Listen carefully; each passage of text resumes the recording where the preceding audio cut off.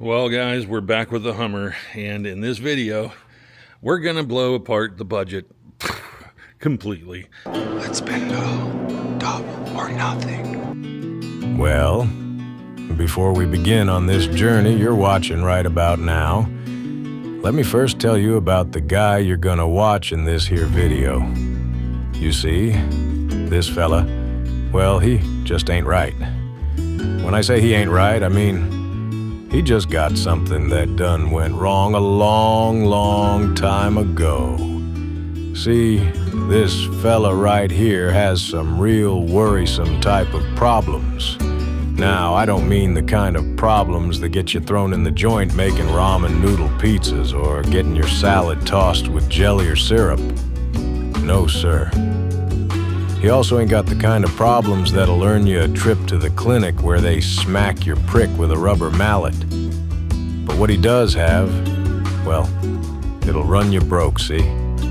This fella here is flat out near plumb stupid when it comes to vehicles.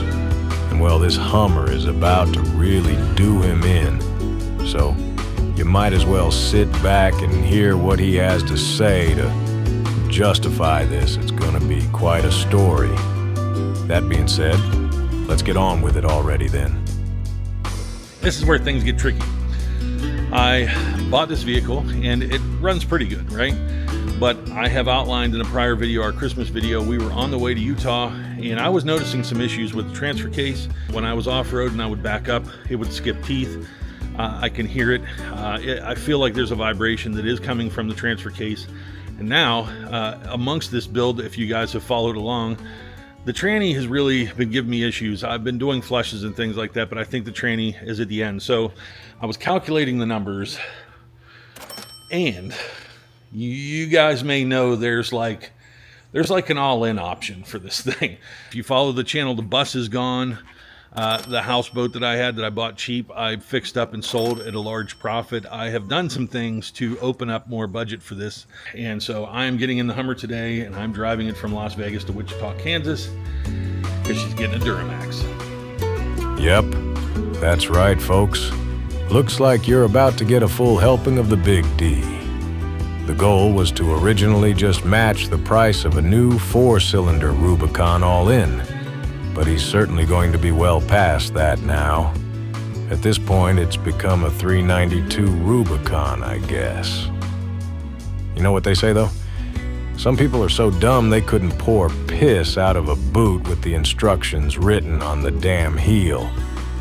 I know I may not speak for all of us, but me, hell, I squeeze a quarter so tight, you'll hear that eagle on the back screaming for mercy.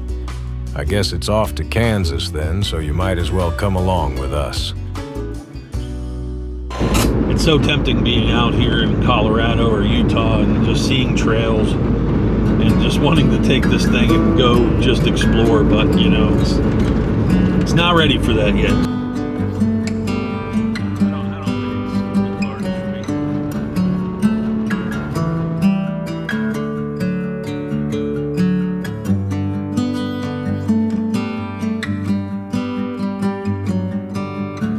Saw the light go down Baker Street.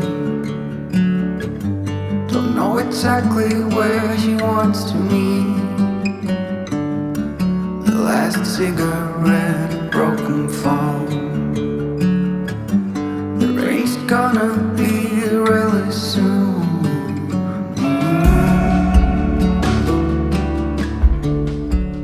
What's funny is I had now driven this road a number of times, and I, coming through this corridor, remember coming through here with Lace's brother when I bought my first Corvette back in 2010.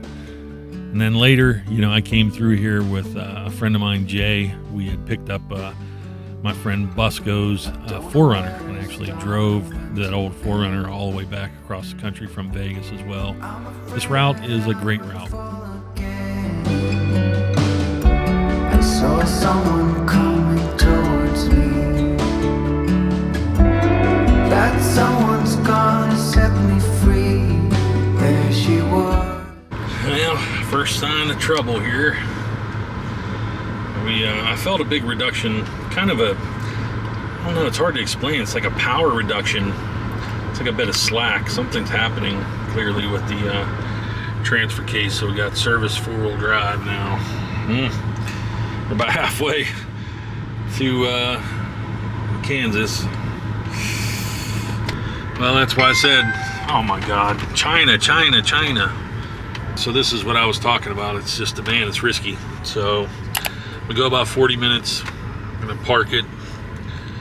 Hopefully it cools down, gets its senses back, like it did last time, and then we got another day. So I just, man, I want to get there. I want to get this thing out of here, get this transfer case out of here, and yeah, just get back to something that is usable. And I mean, it's been going pretty well, but you know, this is about equivalent to what we did in Christmas time. You know, I'm about at the same drive time, maybe a little less even. So I restarted, and boy, going into 4 low, it was a clunk. But we're good again, so carrying on.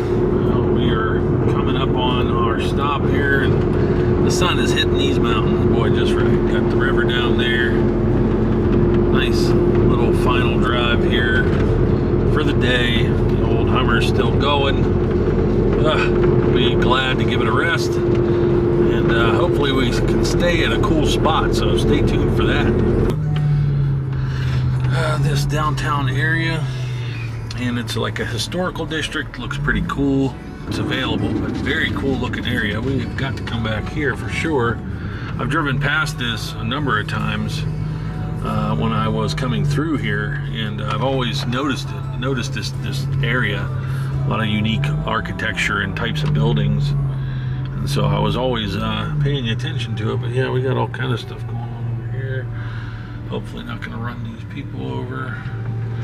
Don't even know if they have room. I'm just going to go and jump in and check. I think I have the rights on check-in. I think I have. Do I have the right to park here for check-in? I don't even know. Yeah, hopefully. There we go. Well, we are staying up here, and we're gonna see what we can see. Everything's kind of closing. I have a little bit of daylight left. Probably see a little more in the morning, but let's see what this cool old hotel has to offer. Alrighty, we've arrived at our spot. I hate carrying a camera when I walk into a place. People look at you like you're nuts. Our stay for the night. Wow, how about that? Nice high ceiling. Nice little seat. Nice place. How do I get through this? There we go. Alrighty.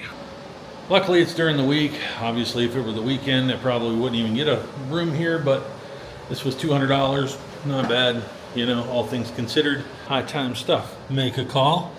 Forward all my KnightDriveTV calls to here, of course. Hopefully the Hummer can come through for us. For me, not for us. Y'all don't care. You're like, break down. Go through a calamity. Let it catch on fire.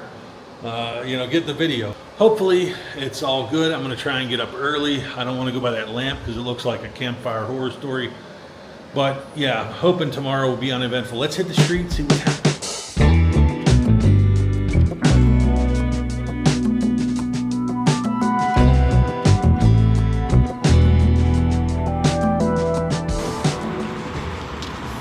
Kind of fun taking my steak for a walk.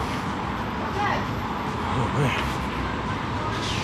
Is that your aimer? Is that what that is? No. Isn't that taking my steak for a walk? Oh, you're taking your steak for a walk. Okay, I don't want to.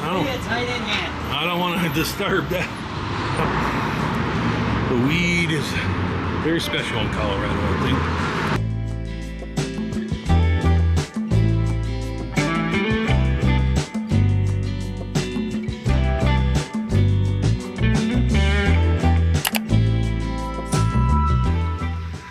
You know what you got to do. Today's your day.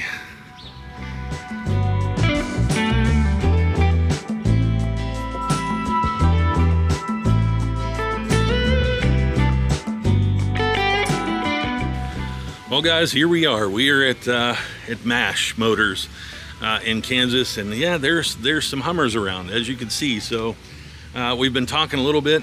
Oh, check this one out. Look at that.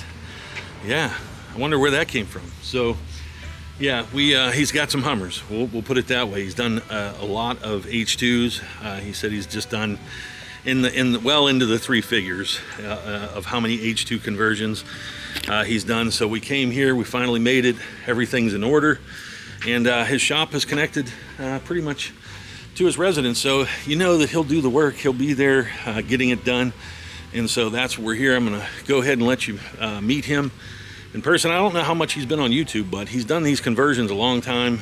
He really knows the ins and outs of it, and I think, you know, for me, being a former shop guy and having shops building cars, doing force induction, I had a chassis dyno, things like that. I'm very picky about who I work with and who I can feel like I can trust. And what I like is somebody that knows the system in and out. I like somebody that does the same thing because it's a routine to them. And so that's what I'm going to show you. He's very comfortable with what he's doing, and I'm going to let him explain kind of what we're going to do. And you're going to see in the next video, man, it's really going to transform this thing. This is one he's finishing up, so you can already see there's a Duramax in there, pretty squared away. He's got a turbo upgrade on this, I believe, but you know, just an everyday Hummer H2, it's got some cool Duramax power. So you can see we got a little battery set up, PCM transmission controller. Does run everything for the Duramax entirely, so he was telling me he's going to give me part numbers for anything I may need, hoses, belts, obviously, anything specific to the Duramax swap, but everything's still going to obviously work. He's going to recalibrate the speedometer, and you know, he talked a bit about the fan, the way that he configures things. You keep all of the entirety of the fan that comes original, so you don't lose any airflow, things like that. So I'll let him probably explain that a little bit better, but I am kind of in a rush because I gotta get to the airport. So Mike Mash, there he is. I mean, the guy, and this is this a guy that helped you? This is my son, Vincent. Oh, your son? What's your name? Vincent. Vincent. So he's all about the Duramax. So yeah, I drove from Vegas. We're here in Kansas City, or well, Wichita, Kansas. So yeah, so what were you explaining about the fan? You were telling me a little bit about how you do the swap. You feel like you preserve the original fan. Is that what it is? Yeah, so we use this has an LBZ Duramax, which is 06, 07 generation. Right. So we're using the same components that came out from GM. Radiator, intercooler, fan shroud. That is matched to that motor. Right. So a lot of other companies are using an H2 fan shroud and cutting down a Duramax blade to fit that, which you're restricting the airflow and that. We use every component that GM designed for that motor, we'll incorporate it in the H2. Yeah. So you were saying you've done a lot of these. I mean, close H2s. Close to 300. 300. That's crazy. And so do you still talk to a lot of these guys? Do they kind of vanish into the distance, or do they come I've got a lot of customers that only want me to work on their vehicle, that will drive them miles for service. Yeah. Who do you feel like when this job comes to you? Who's the H2 guys? Do they really love the truck? I mean, and they're just trying to bring new life into it, or what do you think that average customer is? They really love the vehicle. Yeah. They don't want to go out and buy, you know, $100,000 diesel truck. Sure. So they'd rather take their H2, put a diesel in it. Yeah. In a way, they love the H2, and they have both worlds. They got an H2 with a diesel, so they get the same as if they bought a Duramax truck. Yeah. So I mean, do you feel like it's everyday guys that are building these? Because some people, you know, I mean, the Duramax is the price. You know, I priced it. I'm like, oh my, you know, it's up there. But it's an expensive mod, but I mean, you broke it up into pieces. Obviously, it was very manageable in the way that you could put down a deposit. I mean, do you feel like it's everyday guys or these rich guys? I think it is now because the price of the H2 has came way down. Right. Where before, when the demand was still high, but the prices of the H2s were so high, people couldn't justify buying $30,000 Hummer and then spending another $30,000 to do a conversion. Now you can buy this Hummer today with higher miles for $8,000 to $10,000, so it makes it more cost effective for them to do. And the price of vehicles now is just, I think in recent years has gotten ridiculous, and people are like, am I really going to spend $100,000, you know, for a truck before you mod it, you know, before it. So like for me, I'm looking at, you know, once I do my mods, do the swap, have the truck, I mean, you know, even if I'm at 65 grand total, that's like the price of a new Rubicon, you know, Sure. bone stock. I mean, I've got one, that one's from Montana, this one's South Dakota. I mean, Oh, so wow. I'm getting them all over. Yeah. Well, that's cool, man. I mean, so you were saying, obviously you get the pullouts and you know, generally what, 80,000 to 100,000, somewhere in there. And it's basically whole drivetrain. So you're talking motor, transmission, transfer case, and then obviously some electronics, things like that. All the accessories on the motor stay. And then you're saying fan shroud, everything, intercooler. So you're literally transplanting the whole system. Yeah, so like the intercooler, radiator, your hoses, we buy new. Okay, yeah. So we don't want to take a radiator that's sure. an 80,000 mile motor. So that physical motor is used with miles. Yeah. We go through them, replace anything that's wore out, belts, idler pulleys, Okay. water pumps, glow plugs, Right. test everything, alternator. If it's weak, we'll replace it. Yeah. So once it leaves here, pretty much everything will be 100%. Yeah. And so you do some road testing, obviously, once it's all Yeah, done. so we like to at least put 300 miles on the vehicle Okay. before they leave. Cool. That way it gives us enough opportunity Good for me to check know. for leaks. I'm gonna drive out of here. Sure. 2,000 miles, you know. But yeah, we road test them like this one here. We're wrapping up. We'll put 400 miles on Right. it. Make sure everything's good. Yeah. Do an inspection on it, and then it's ready to go. Yeah. So then, Dash, you said you do a little recalibration on the speed. Or you put the actual speedometer. So the diesel tax, obviously, for the diesel motor, so Right. it has the red line on there. Right. Oh, so you do the TAC as well. The whole, it's the whole cluster. Oh, the whole cluster. So yeah, the whole Okay, I thought you basically- meant just the speedo. So speedo tax. So it's Oh, basically a okay. whole assembly. Oh, Fuel wow. gauge, full Okay. gauge. So we take that whole assembly out. do we have a boost gauge in there?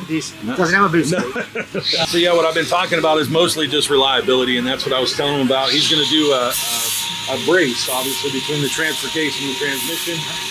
We're going to do that, and then what was the fuel pump you were? It's an extra pump. Yeah, air dog. Adding the air dog pump, you get extra filtration. Plus the CP3 pump doesn't have to work for its fuel. The fuel's Right. provided to it, so Yeah. it takes a lot of strain off of the main injection. Gotcha. So yeah, cool, man. I'm super looking forward to it. Obviously, we don't have much to say. He's going to take me to the airport because I got to jet up out of here. But I'm looking forward to it, man. I appreciate it, and so I'm sure we'll visit back once Sure. this thing's done and talk about it and go for a ride then. So. Exactly. Well, guys, just like that, I jumped on a plane. I was back in Las Vegas. The end of this video, yes, it's very rushed because I didn't really get much time to sit and talk with Mike, but I wanted to show you guys here. He is going to do, obviously, all the frame, everything. So I'm going to show you some photos here, and you can kind of take a look at what's been done so far. Just in about the first week, he's extracted the entire body, the drivetrain from my original Hummer, and has gone through. He basically treats the entire frame, checks for any corrosion or degradation of any of the body mounts, things like that. He's inspecting for any kind of issues that the truck may have. So in my case, there were a few body mounts, brackets, I believe, that were had some corrosion. He replaced those, went through, and as you can see, after just a short time, he has repainted the entire frame, a lot of the suspension, basically just to get a fresh start from where he's going to now put the Duramax and everything inside. So we'll be updating in the next video. You'll be able to see where it goes from here, and we're going to obviously continue through this build, and once we go back, we'll sit down a little better and kind of talk about the ups and downs of this, and probably have a little bit better conversation with Mike. But for now, please consider giving a like and follow along, sub to the channel, and follow the ultimate Hummer build that I'm trying to do because there's not many great Hummers on YouTube. So we want to have a good one, and we really want to use it. So thanks for watching the video.